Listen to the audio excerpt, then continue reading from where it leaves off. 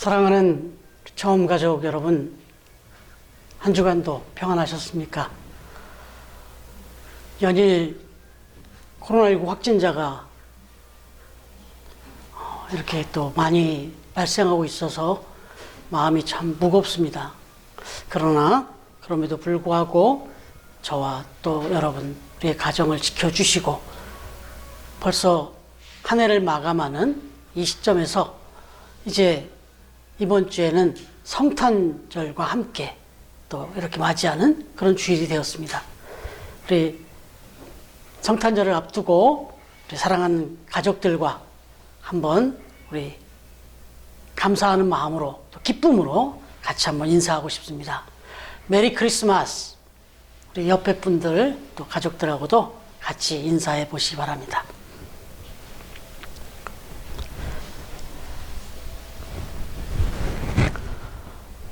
어느새 2020년이 이제 한 주만 남겨두고 있습니다. 벌써 2020년 12월의 셋째 주를 우리가 맞이하게 되었습니다. 특별히 2020년 올 한 해는 정말 우리가 이미 시작할 때도 여러 가지 힘들고 어려움을 안고 그렇게 다시 한번 하나님 앞에 소망을 가지고 그렇게 시작을 했는데 전무후무한 정말 우리가 겪어보지 못한 큰 또 이렇게 어려운 재난을 겪으면서 정말 힘들게 이 한 해를 보내왔습니다. 이 연말은 모든 것이 좀 잘 진정이 돼서 정말 기쁨과 소망 가운데 감사 가운데 맞이할 수 있기를 기대해 봤는데 아직까지 우리의 마음을 무겁게 하고 있습니다.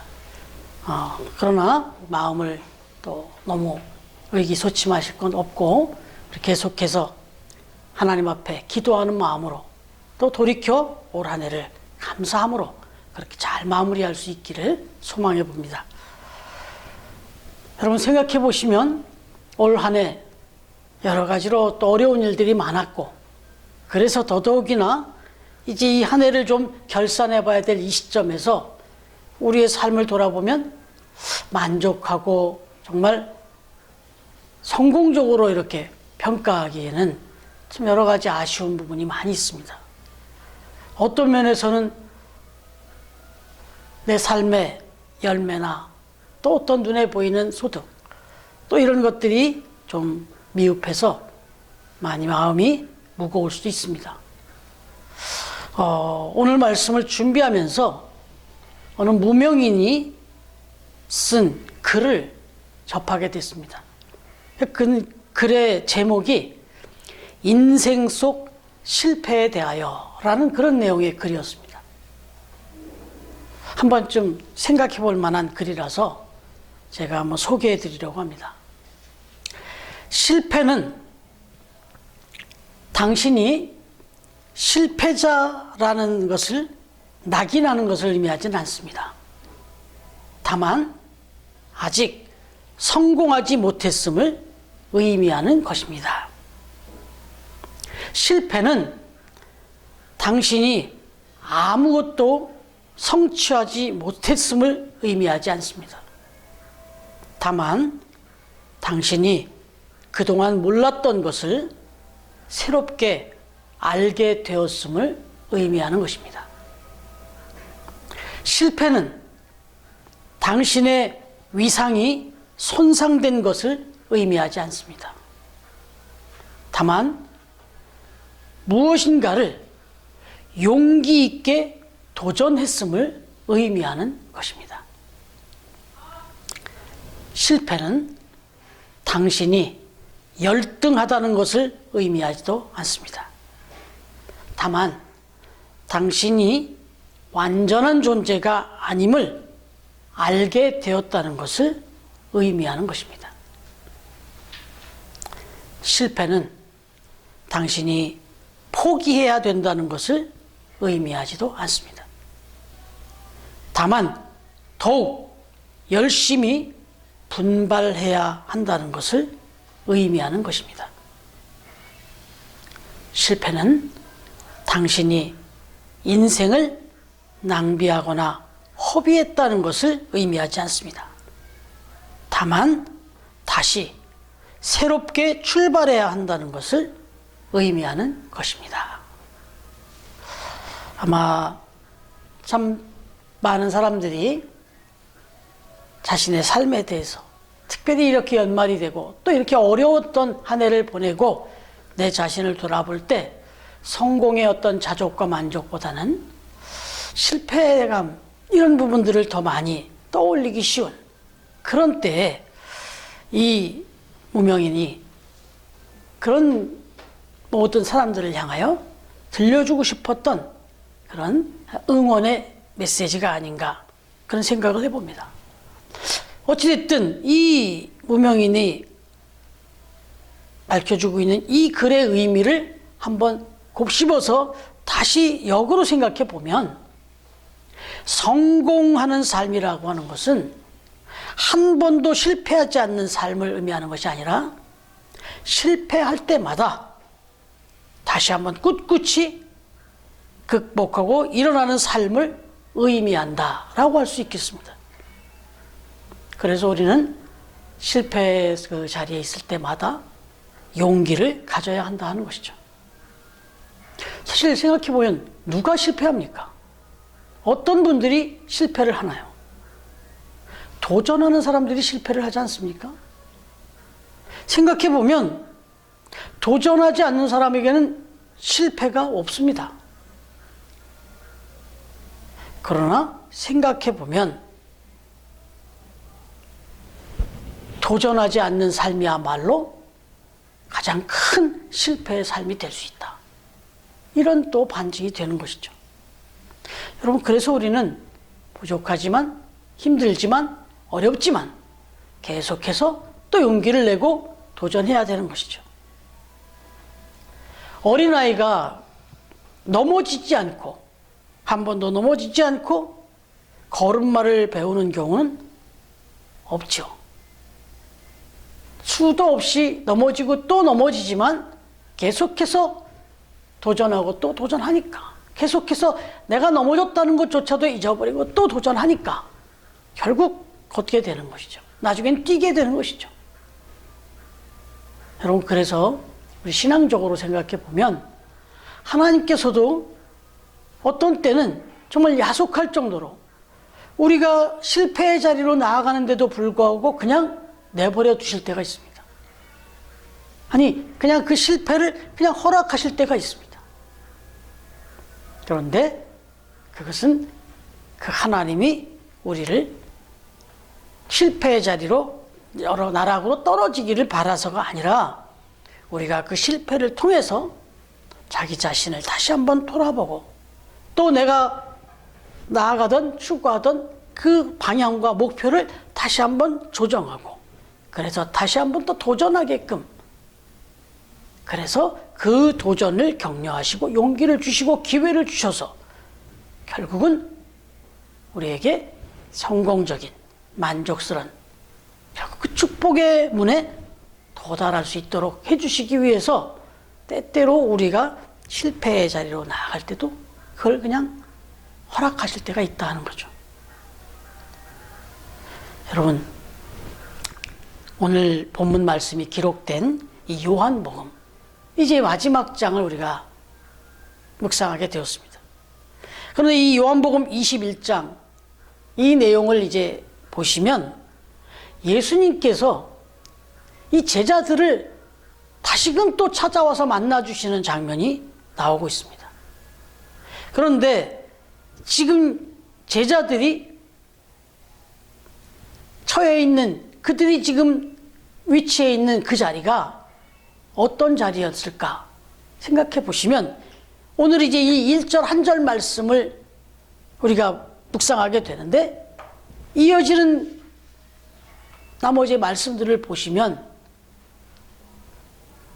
제자들의 지금 거했던 자리는 사실은 주님을 처음 만났던 예수님을 만났던 다름 아닌 베드로가 예수님을 만났던 안드레가 예수님을 만났던 바로 그 갈릴리 바닷가, 오늘 말씀해 보니까 디베라 호숫가라고 나오는데 바로 이 자리입니다. 어떻게 보면 주님을 처음 만나서 정말 지금까지 살아왔던 삶의 자리에서 눈을 들어 하늘을 바라보며 원대한 비전을 가지고 출발했던 그런 멋진 자리였습니다. 그런데 오늘 이 짧은 한 절의 말씀이지만 이 짧은 한 절의 말씀 속에서 보면 지금 이들이 있었던 위치는 어찌 보면 실패의 자리, 낙심의 자리, 그런 자리였다라고 하는 겁니다. 여러분, 지금 예수님께서 부활하신 주님으로 제자들 앞에 찾아왔을 때는 그때도 이미 제자들이 믿음을 다 버리고 주님이 십자가에 달리셨을 때 다 도망갔었어요. 그랬는데 그렇게 도망간 듯 했던 제자들이 두려움에 떨면서 근심과 염려 가운데 모여 있었던 그 자리에 부활하신 주님이 찾아가셨죠. 그래서 그들을 만나시고 그들에게 말씀하셨습니다. 20장 21절의 말씀 보셨지만 우리 이미 묵상한 대로 너희에게 평강이 있을지어다. 내가 너희에게 평강을 주노라. 이렇게 말씀을 하시면서 그들에게 참된 평강의 의미를 깨우쳐 주시고, 그리고 또 한 가지 중요한 말씀을 하시기를, 아버지가 나를 보내신 것처럼 나도 너희를 보내노라 라고 말씀하셨습니다. 그래서 분명한 사명을 주시면서 이제 이들의 방향을 더욱 분명하게, 사명과 소명을 분명하게 주셨습니다.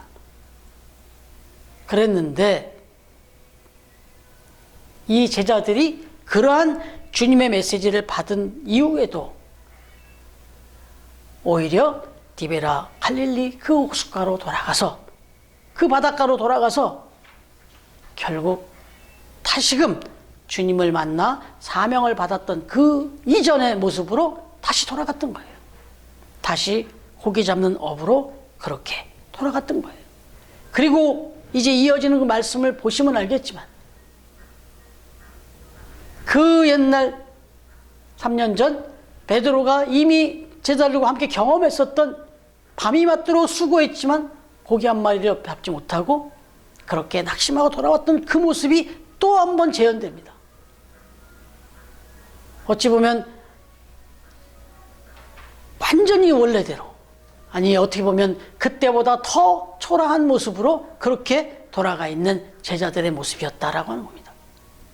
그런데 그런 제자들이 이제 이 21장 말씀을 마무리 짓고 사도행전으로 이어지는 역사에 보면 그야말로 이렇게 당당하고 이렇게 멋진, 정말 말 그대로 실패자가 아닌 낙심한 좌절한 그런 제자들이 아니라 정말 충만하고 능력이 출중한 그런 담대한 제자들로 변화되는 모습, 그렇게 출발한 모습을 성경은 기록해주고 있다는 것입니다.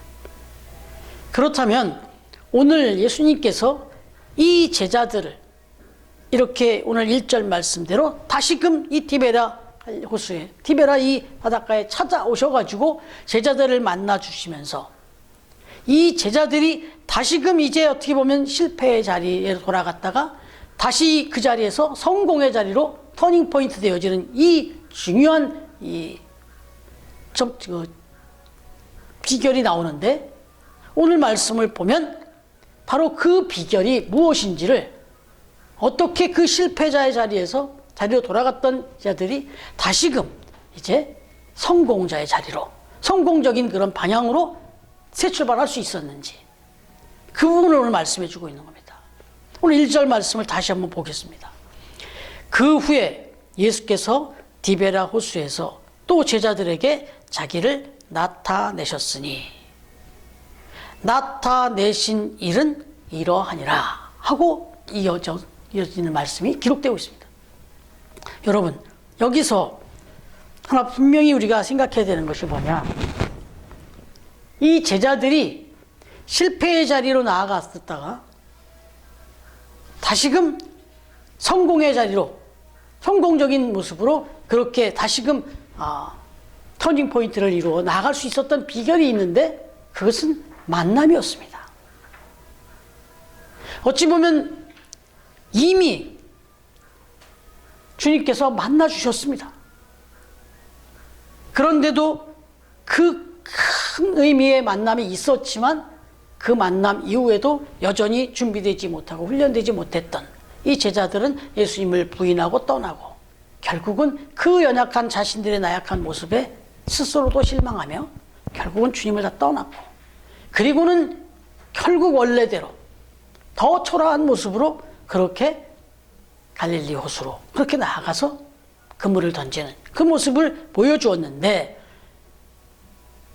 이 제자들을 다시 한번 메이크업하고 다시금 방향을 돌려서 다시금 능력 있고 담대하게 그렇게 살아갈 수 있도록 해준 것은 뭐냐? 만남이었다는 겁니다. 예수님과의 만남. 여러분, 우리 인생이라는 건 태어날 때부터 살아가는 모든 순간 다 만남으로 시작해서 만남으로 그렇게 끝나죠. 여러분, 그런 의미에서 볼 때 누구를 만나느냐가 너무 중요한데, 지금 제자들은 다시금 예수님을 만납니다. 아니, 예수님이 제자들을 만나 주십니다. 여러분, 생각해 보면 그렇습니다. 예수님은 우리가 예수님을 택하고 선택해서 만나는 것보다는 오히려 예수님이 우리를 택하고 선택해서 만나는 일이 더 많습니다. 아니, 그게 더 전부다고 해도 과언이 아니죠. 대학교에서 새 학기를 시작할 때면 제일 먼저 하는 일이 있죠. 대학을 들어가서 또 학기가 바뀌고 학년이 바뀔 때, 그건 수강 신청이죠.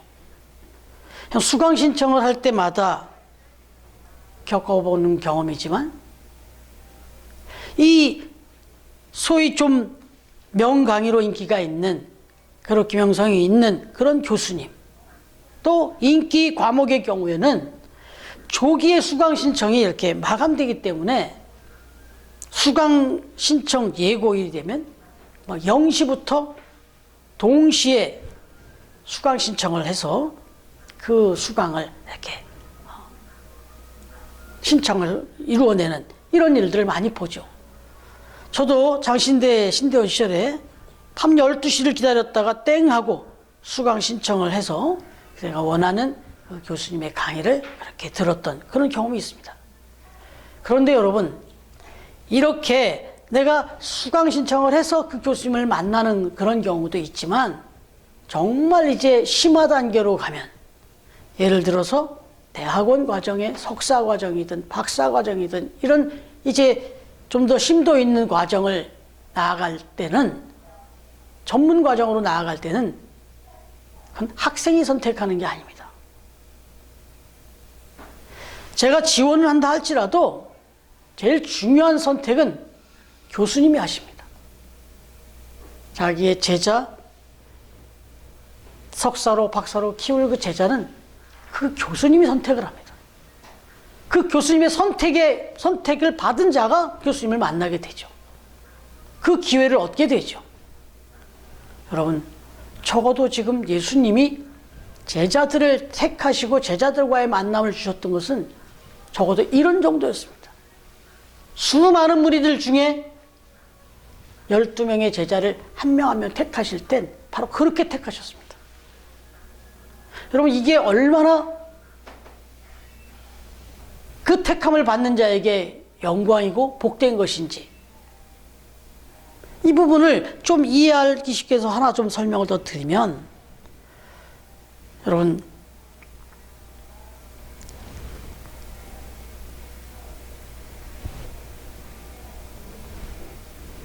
축구 국가대표에 발탁되는 과정들을 우리가 좀 흔히 많이 보게 되죠. 여러분, 그 축구 국가대표 선수로 발탁되는 거 정말 영광입니다. 그리고 그 감독, 특별히 유능한 감독에게 선택을 받는 거 엄청난 기회고 엄청난 영광입니다. 여러분, 늘 우리가 얘기하지만 그 히딩크 감독에게 택함을 받았던 박지성 선수라든지 이영표 선수 같은 경우에 그 이후의 삶이 어떻게 펼쳐졌는지 우리가 너무나 잘 알아요. 그리고 뭐 그저께 보니까 우리가 요즘 잘 아는 손흥민 선수 같은 경우는 푸스카스상이라는 또 올 한 해 가장 멋진 골을 집어넣은 선수라고 그렇게 또 영광스러운 상을 받았던데, 이 손흥민 선수에게 있어서는 더 원초적인 만남이 있었습니다. 박지성 선수나 이영표 선수가 히딩크 감독에게 선택을 받아서 그런 또 영광스러운 길들이 열려졌다면, 또 이 손흥민 선수 같은 경우는 더 원초적으로 아버지의 만남이 있습니다. 손웅정이라고 하는 이 아버지와의 만남은 정말 이 손흥민 선수한테는 엄청난 또 축복이었습니다. 그 아버지가 이 손흥민 선수를 어떻게 지도했는지는 매스컴을 통해서 너무나도 잘 알려져 있습니다. 정말 특별한 그 방법으로 특별한 관심을 가지고 그렇게 키웠습니다. 그것이 결국 오늘의 그 손흥민 선수를 또 있게 했다라고 하는 것, 우리가 부인할 수 없습니다. 여러분, 예수님과 제자들과의 만남이 바로 이런 만남이었습니다. 예수님은 공생애를 시작하면서부터 제일 먼저 하신 중요한 일이 제자를 선택하는 일이었어요. 그런데 다 만남이죠. 만남인데 이 만남은 다 예수님이 직접 택하시고 예수님의 선택이 전제된 만남이었다, 이런 얘기예요. 결코 누가 예수님을 선택하고 그렇게 찾아서 제자가 된 것이 아니라 언제나 예수님이 먼저 그들을 선택하시고 그들에게 직접 찾아가셔서 그들을 만나줬다는 거예요. 그래서 그들의 인생을 이렇게 획기적으로 변화를 시켜놨다라고 하는 거죠. 여러분, 예수님의 주권적인 선택 후에 친히 이루어진 이런 만남, 이 만남이 오늘 이제 다시금 또다시 그 옛 모습, 그 옛 자리로 돌아간 이 제자들에게 주님께서 찾아가셔서 다시금 만나주심으로 말미암아 그 자리에서 다시금 돌이켜서 실패의 자리가 아닌 성공의 자리로 나아갈 수 있는 계기를 만들어 주셨다, 이런 얘기죠. 여러분, 저와 여러분도 마찬가지입니다. 여러분 앞에 서 있는 저는 당연하죠. 그리고 지금 함께 예배하는 여러분들과의 만남도 마찬가지죠. 예수님께서 이 땅에 그 하나님의 아들로서의 그 모든 권세와 그 권위를 다 내려놓으시고 인간의 몸을 입고 직접 이 땅에 오셨습니다. 이유는 바로 저와 여러분을 만나시기 위해서. 바로 성탄절의 의미는 이겁니다. 저와 여러분을 만나러 오신 겁니다. 세상의 모든 사람들에게 이 만남의 기회는 다 열어 있지만 그 중에서도 저와 여러분을 택하시고 지금 이렇게 믿음의 자녀로, 크리스찬으로서, 그리스도인으로서 살아갈 수 있도록 그렇게 붙잡아 주시고 만나 주셨다라고 하는 것, 이건 엄청난 특혜고 축복이다라는 사실을 기억하셔야 됩니다. 여러분, 정말 이 죄악과 슬픔이 가득한 이 땅에 살아가는 인생들에게 예수님은 희망이고 소망입니다. 길이고 진리고 생명입니다. 그 주님이 찾아오셔서 바로 저와 여러분을 먼저 택하시고 만나 주셨다는 사실, 이건 엄청난 축복이고 엄청난 은혜죠. 그래서 이 만남이 정말 우리의 마음속에서 살아 움직일 때 저와 여러분의 삶의 자리에서 어떤 상황에 처할지라도 우리가 그 자리에서 실패의 삶으로 머무르지 않고 다시금 기회를 얻고 용기를 얻어서 정말 우리를 위해 예비하신, 우리 위해 준비하신 그 하나님이 예비하신 그 계획의 그 길로 우리가 성공적으로 나아갈 수 있다. 바로 오늘 제자들의 그 삶의 자리로 찾아가셔서 만나주신 그 주님은 성탄의 주로 오셔서 바로 저와 여러분을 오늘도 만나주고 계시다. 바로 이 부분을 우리가 잊지 말아야 된다는 사실입니다. 이 주님과의 만남을 우리가 잊지 않고 기억할 때 절대로 저와 여러분의 삶은 실패자의 삶으로 돌아갈 수 없습니다. 분명히 우리를 향하여 예비하신 하나님의 그 성공적인 삶으로 우리는 나아갈 수 있다는 그 믿음을 분명히 가지셔야 됩니다. 그런데 여기 한 가지 더 중요하게 생각해야 될 것이 있습니다. 오늘 본문 1절 말씀을 보면 정말 귀한 단어가 나오죠. 그것은 이후에 그리고 또라는 단어예요. 영어로는 again, one more time 이거죠. 다시 한 번 더라는 의미예요. 그렇습니다. 주님은 실패한 제자들에게 다시 한 번 더 기회를 주시고자 찾아오셨던 거예요. 주님은 우리의 연약함을 너무나도 잘 아세요. 그래서 언제나 우리에게 새로운 기회를 자꾸 주십니다. 또 주시고 또 주십니다. 우리가 얼마나 자주 넘어지고 얼마나 자주 실패하고 또 그것 때문에 얼마나 우리가 낙심하는지를 알기 때문에 주님이 우리에게 해주시는 것, 계속해서 우리를 찾아오시고 우리를 만나주시면서 우리에게 생각나게 하시고 또 하시는 거 뭐냐면 계속해서 기회를 주시는 거예요. 이후에 또 다시 한 번 더 기회를 주시는 분이 주님이시다라는 얘기입니다. 바로 이러한 주님의 도우심을 믿고 지금 저와 여러분의 삶 속에 조금은 만족스럽지 못한, 어찌 보면 내 자신을 내가 돌아봐도 실망할 만한 그런 실패의 일들이 있을지라도 이걸 오히려 디딤돌로 삼고 다시 한번 기회를 주시는 그 주님의 그 응원을 힘입어서 다시 한번 일어서는 저와 여러분이 되어야 될 줄로 믿습니다. 2020년 12월 셋째 주를 맞고 있는데 이제 한 주면 2020년을 마무리하고 다시 한번 2021년을 새롭게 시작하는 이 역사도 평범하게 주어지는 것이 아니라 우리의 연약함 다 하시고 예비하시고 새롭게 기회를 주시는 하나님의 선물인 줄로 믿고 주님의 선물인 줄로 믿고 그렇게 새롭게 출발하는 저와 여러분이 되어지기를 주님의 이름으로 축원합니다.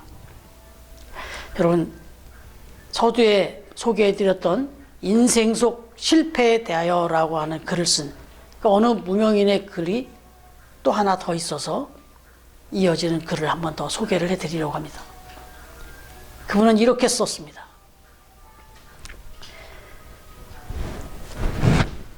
나에게는 기쁨이 있는가 하면 슬픔도 있습니다. 기쁨은 지금 당장 표현하여 함께 나누겠지만 슬픔은 조금 늦추려 합니다. 그리고 그 슬픔을 승화시켜서 내 삶의 새로운 힘이 되게 할 것입니다. 나에게는 만족이 있는가 하면 불만도 있습니다. 만족은 지금 바로 표현하여 함께 누리겠지만 불만은 조금 늦추려고 합니다. 그리고 그 불만을 다듬어 내 삶의 새로운 감사가 되게 할 것입니다. 나에게는 사랑이 있는가 하면 미움도 있습니다. 사랑은 지금 바로 이웃에게 실천하겠지만 미움은 잠시 늦출 것입니다. 그리고 그 미움을 화목으로 바꾸어 성숙한 사랑이 되게 할 것입니다. 나에게는 희망도 있지만 낙심도 있습니다. 희망은 지금 바로 설레임으로 가슴에 채우겠지만 낙심은 조금 늦추려고 합니다. 그리고 그 낙심을 인내로 바꾸어서 새로운 소망이 되게 할 것입니다. 나에게는 잘하는 일도 있고 잘못하는 일도 있습니다. 잘하는 일은 바로 지금 행하겠지만 잘못하는 일은 조금 늦추려고 합니다. 그리고 그 잘못하는 일을 지혜로 다스려서 내 삶의 성장의 기회가 되게 할 것입니다. 나에게는 좋은 만남도 있지만 부끄러운 헤어짐도 있습니다. 좋은 만남은 지속적으로 소중히 지켜나가겠지만 부끄러운 헤어짐은 조금 늦출 것입니다. 그리고 그 부끄러운 헤어짐을 회복시켜 내 삶에 더욱더 소중한 만남이 되게 할 것입니다. 여러분, 2020년 12월 셋째 주일, 이 주일 아침 여러분의 지금의 삶의 자리는 어느 자리이십니까? 나름 만족스럽고 정말 그래도 감사하게 이룬 것이 있어 그래도 성공적으로 올 한 해를 잘 보내셨습니까? 정말 감사한 일입니다. 하나님께 영광 돌리시기를 바라고 그 감격과 기쁨을 계속해서 그렇게 용기 있게 이어나가기를 축복합니다. 혹여나 오늘 본문 속의 제자들처럼 나의 기대와 나의 어떤 모든 그 계획이 어그러지고 그래서 소득 없이 다시금 초라한 모습으로 그렇게 오늘 이 연말을, 이 12월 셋째 주를 맞이하는 그런 안타까운 그런 또 모습이 혹시 계신 분이 있습니까? 여러분, 결단코 낙심하지 마시기 바랍니다. 주님이 바로 이 자리에 계셔서 바로 저와 여러분의 그 자리에 찾아오셔서 우리를 새롭게 만나주고 계시다는 사실, 말씀하고 계시다는 사실, 오늘 이 예배 가운데에서도 예배하는 저와 여러분의 그 자리에, 이 자리에 함께 계셔서 우리를 만나주고 계신다는 사실, 그래서 우리에게 다시금 기회를 주시고 용기를 주고 계시다는 사실, 오늘 이 말씀을 통해서 그 새 힘을 주고 계시다는 사실을 믿음으로 받으시길 바랍니다. 여러분, 우리 인생에, 우리가 살아가다 보면 그림자를 경험합니다. 여러분, 그림자가 있다는 것은 그 그림자에서 시선을 돌려 반대를 보면 그 반대에는 찬란한 햇빛이 있다는 의미입니다. 여러분, 그렇습니다. 우리의 삶의 자리에 혹 그늘이 지고 정말 근심이 진다 할지라도 그 부분을 돌이켜 바라보면 그 근심의 저편에는 여전히 찬란하게 빛을 비추고 온유와 사랑으로 함께 하시는 주님의 사랑, 주님의 임재가 함께하고 있다는 사실, 이걸 잊지 말라는 겁니다. 바라기는 실패의 자리 또는 낙심의 자리, 그런 자리에 있을지라도 오늘 주님께서 다시금 제자들을 찾아오셔서 그 후에 또 다시 한번 그렇게 용기와 기회를 주시고 그렇게 격려하셔서 결국 저 사도행전의 역사처럼 찬란하고 멋진 성공적인 제자들로 바꾸어 주셨던 것처럼 바로 이 어김없이 찾아온 성탄의 계절에 저와 여러분에게 임재하신 이 주님이 저와 여러분의 가정에, 저와 여러분의 그 삶의 자리에 찬란한 빛으로 그렇게 비추어 주셔서 이제 다시금 우리가 2021년을 정말 희망 가운데 용기와 믿음으로 그렇게 바라보면서 다시 한번 담대하게 나아가는 그런 우리 처음 가족들 다 되어줄 수 있기를 우리에게 날마다 새로운 기회와 용기를 주시며 늘 우리와 만나주시고 함께 동행해 주시는 우리 주님의 이름으로, 성탄의 주님의 이름으로 축원합니다. 기도하겠습니다. 하나님 아버지, 감사와 찬양과 영광을 올려드립니다. 2020년도 하나님께서 선물로 주신 복된 한 해였습니다. 그러나 그 어느 해보다도 정말 우리의 삶과 우리의 마음과 우리의 믿음을 참 많이 연단케 하는 그런 한 해였던 것을 우리가 돌아보게 됩니다. 혹여나 이러한 때에 우리가 마음이 낙심이 되고 실망하고 또 내 스스로 나의 자리가 만족스럽지 못해 스스로 실패, 낙심의 그런 점수를 주며 그렇게 또 의기소침하는 일이 없도록 오늘도 다시 한번 제자들에게 찾아가셔서 위로하시고 용기를 주셨던 것처럼 오늘 말씀으로 다시 한번 우리에게 새 힘을 주시고 용기를 주심을 감사드립니다. 우리 처음 가족들 가정마다 또 그 삶의 자리, 그 사업과 그 직장, 그 모든 자리에, 그 학업의 자리에 함께 하셔서 새 힘을 주시고 용기를 주시고 다시 한 번 더 우리에게 더 찬란한 미래를 꿈꿀 수 있는, 내일을 꿈꿀 수 있는 그런 2021년을 다시 한번 기대하는 우리 또 처음 가족들이 다 되도록 용기와 희망을 부어 주시옵소서.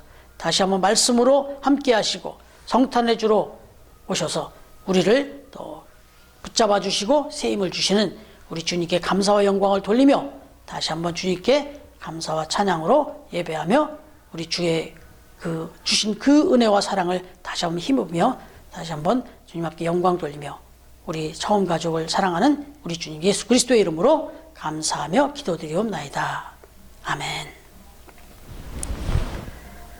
이제는 우리 주님 예수 그리스도의 은혜와 하나님의 사랑과 성령님의 교통하시는 은총이 2020년 한 해 정말 하나님께서 주신 은혜대로 그렇게 열심히 살아온 우리 처음 가족들, 그러나 때때로 또 힘겹고 어려운 순간 속에서 때로는 마음이 또 낙심되고 또 조금은 의기소침해져 있는 이때에 정말 다시 한번 말씀으로 새롭게 다시 한번 더 기회를, 용기를 얻고 그렇게 힘차게 또 나아가기를 다짐하는 믿음의 자녀들, 우리 처음 가족들, 머리 위에, 가정 위에, 그리고 사랑하는 처음 가족들이 행하는 그 일터와 그 직장과 사업처 위에, 그리고 우리 처음 교회 위에, 그리고 또한 오늘도 주의 이름으로 모여 예배하는 주의 백성들과 모든 주의 몸된 교회 위에,